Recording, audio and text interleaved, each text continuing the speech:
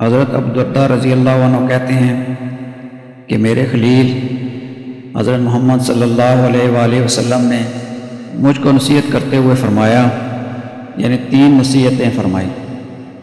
Number 1، تم اللہ تعالیٰ کے ساتھ کسی کو شریک مت کرنا، خواہ تم ٹکڑے ٹکڑے کر دیے جاؤ اور جلا دیے جاؤ۔ نمبر 2، اور فرض نماز کو جان بوجھ کر مت چھوڑنا، کیونکہ جس نے جان بوجھ کر اسے چھوڑا تو اس پر سے اللہ کی پناہ اٹھ گئی۔ نمبر 3، اور تم شراب مت پینا، کیونکہ شراب تمام برائیوں کی جڑ ہے۔ سنن ابن ماجہ حدیث نمبر 4034۔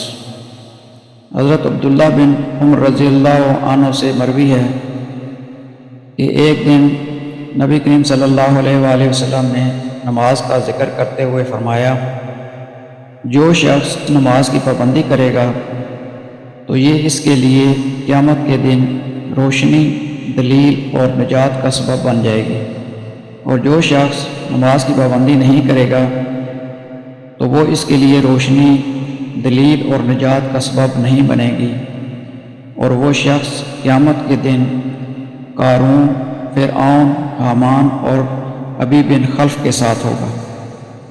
مسند احمد حدیث نمبر 6576۔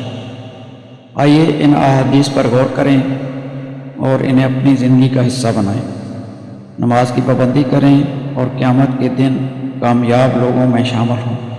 ویڈیو کو دوسروں تک پہنچائیں تاکہ سب کو فائدہ ہو۔ دعا میں یاد رکھیں۔ اللہ حافظ۔